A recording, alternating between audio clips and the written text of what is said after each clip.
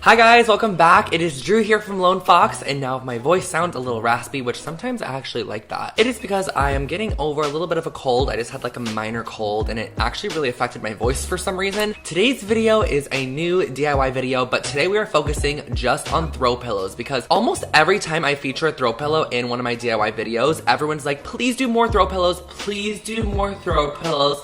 And I personally cannot even complain about that because I am like a throw pillow addict. Like, I love changing them up. I think it's such an easy way to like just freshen up a room, spice up a room, give it a little bit more decor, or even add like little bits of color here and there to your room. And so today this video is packed with throw pillow DIYs, and the great thing is that they're all no-sew, they're all super simple, but they're also really, really expensive and nice looking. They look like they could be purchased at like an Anthropologie or an Urban or just something very trendy, upscale. We're making them for a nice affordable price point, which we all love here on the channel. But before jumping in, I am so excited because today's video is actually in partnership with Skillshare, which I have seen so many people talk about Skillshare before, and it's always been a platform I've wanted to try, and I've finally tried it, and I'm obsessed with it, which is why I wanted to share it with you guys. Skillshare is an online learning community with over 25,000 classes in design, business, and so much more. I actually was scrolling through there for the past couple of days and just taking some of the classes. They have things on how to take better photos, how to take Instagram photos, how to edit on Premiere, how to edit on Final Cut. There's so many classes on this website that just teach you how to be a better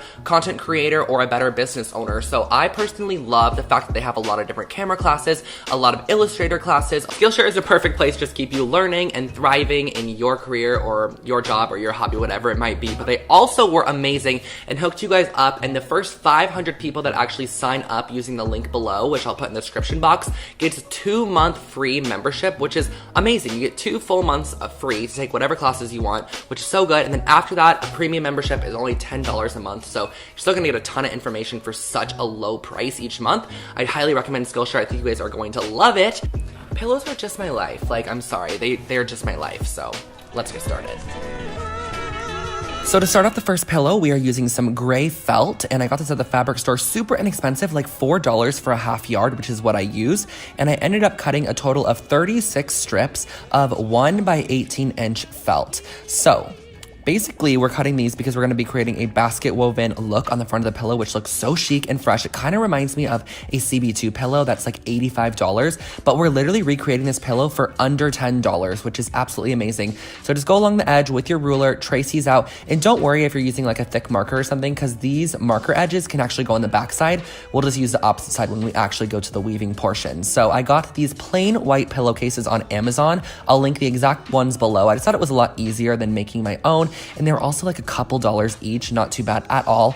And I went across the whole side on, this is like the starting edge, and I laid down my 1" strips all the way down the whole starting edge. Let that dry for a little bit, and then we could start the basket weaving process. So basically, basket weaving is super easy. All you do is lift up every other strand, insert a new piece, which is just one of our strips that we pre-cut, and then you flip them the opposite way. So then I went in with my opposite strands, flipped up every other one, and then laid down again another strip just to fill in the gap. And this is just a repetitive process all the way down. It's super simple, honestly, you guys. Just make sure everything's really tight and nice and neat, and you are good to go. It's very simple. You just complete the process all the way until you reach the bottom edge of the pillow.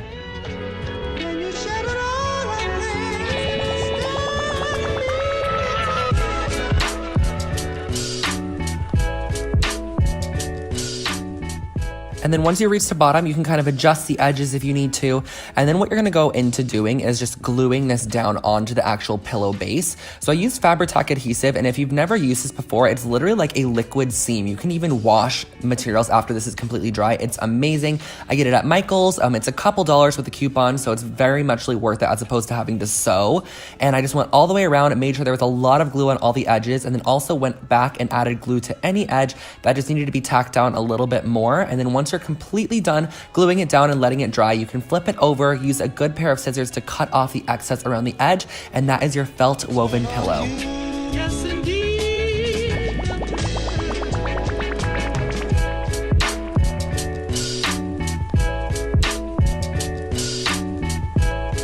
So this next pillow is inspired by Anthropologie, and I used some assorted laces, some yarn, and then a little bit of rope that I found at the craft store, and again, just one of my simple white pillowcases from Amazon. And what I started off by doing was actually creating some tassels. I created a total of, I believe, 12 tassels, and it's super simple on how to create these. I just used a nice thick yarn, and I wrapped it around the top edge of my hand to kind of get it at the thickest point of my hand. And then once you wrap it around the top edge of your hand, you can cut off the excess with a pair of scissors, gather it in the center and just kind of hold it there. And then you can lay it over the top of a smaller piece of yarn, tie it in a knot. And then once that's all tied, just cut all the loops so that they're their own little pieces of fringe. And you have a little tiny puffball pom-pom. You are then gonna wanna go in and just glue down your laces. And the fun thing about this project is that you can be totally creative your own way. Like, feel free to add as many different laces as you want, as many different textures, textiles, whatever it might be, different fabrics, different 3D elements like pom-poms. You could fill a whole pillow with these pom-poms, maybe reverse the colors of them, use yarn with multiple colors. You can just be so creative, but I really wanted to create sort of that very natural Anthropologie, just like Urban Outfitters vibe with this pillow. So then I went in and I added a little bit more lace to that center section, just a flat lace. I added 3 total strands of that all the way down the center. And then on the left and the right side, I also decided to add a little bit of this like natural cording. I just made all my colors coordinate, which I thought just in the end kind of gave it a little bit more of a cohesive look and made it look a little bit more expensive than it actually was. And down the center, I added 2 little strips of yarn that we use for the pom-poms just to kind of finish off that area. And I also added a little strip to both the bottom and the top of it because I thought this really added a like finished off edge look, which overall just made the pillow look a little bit more expensive as well. And when you're completely done, you can cut off all the lace on both sides, flip it over, and you're good to go. Turn on you. Yes, indeed.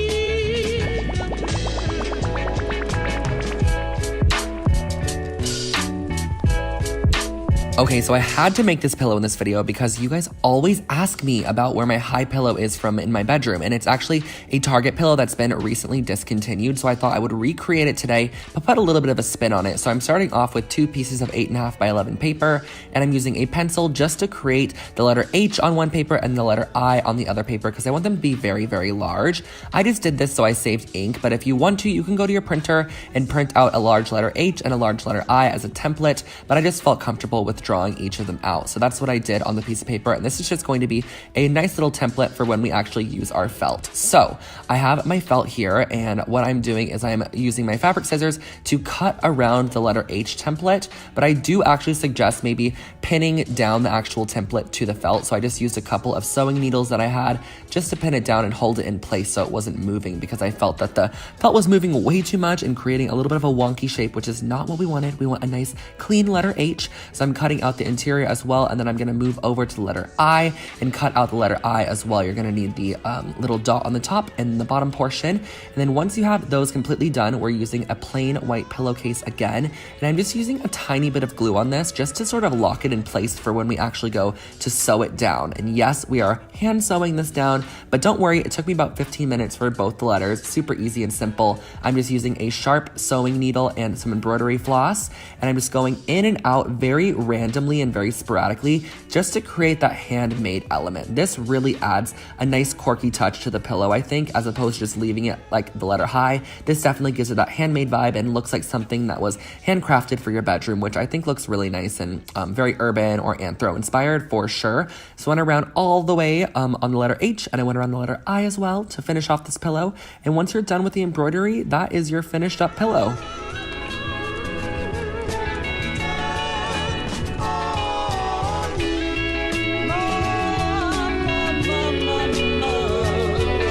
Turn on you. Yes, indeed.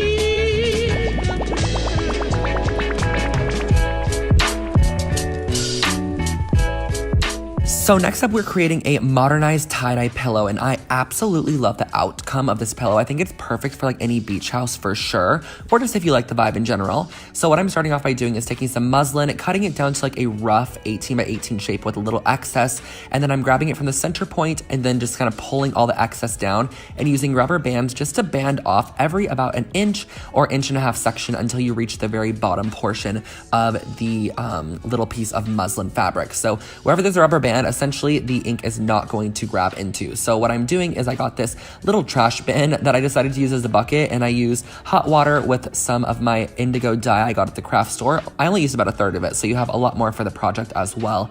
Just mix it up and dip in your little tie-dyed piece. You can actually do the pillowcase itself if you wanted to, but I just wanted to do an actual piece of muslin fabric to see how it worked out, just so I didn't ruin a pillowcase in case it didn't come out how I wanted it to. And the muslin looked amazing when I took off the rubber band, so I just took off all the rubber bands after dabbing it with a little bit of paper towel just to make sure that it was not as like dripping wet as it would have been if I didn't do that. And I opened it up and it looked so good. So you guys can actually do so many different tie-dye methods to make so many different types of tie-dye, but I thought this circle was really graphic and bold. It would look so amazing on a couch. So I just glued this muslin down to a plain white pillowcase, flipped it over, cut off all the excess along the edges, and that finishes off this little modernized tie-dye pillow.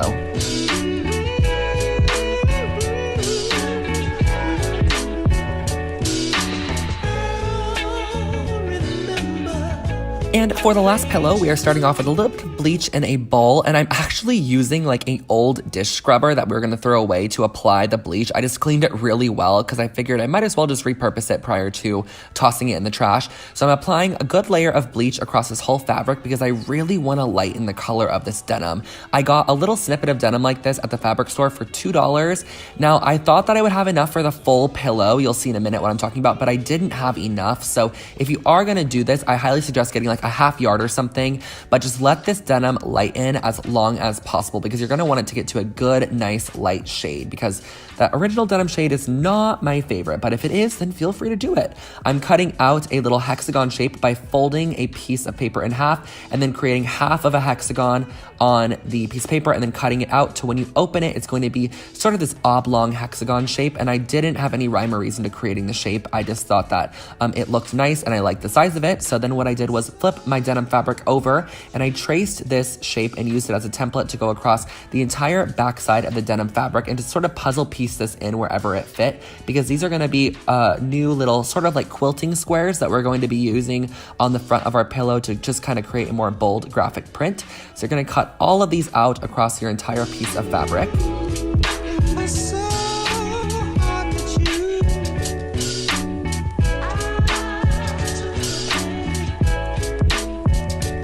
And once they're all cut out, you can kind of place them out how you want them to be. I found out I didn't have enough to cover the entire pillow, but I did have enough to create this sort of vertical stripe down the front of the pillow. So I used my Fabri-Tac adhesive again and just glued these down. And I love the way that it looks. This pillow really reminds me of a handmade like Anthropologie pillow that you'd see that they weren't actually selling. It was just like on display. So I like this method. I thought it was fun. It's interesting. But if you do the full pillow, I think it would look even more pretty. So this finishes off the last one.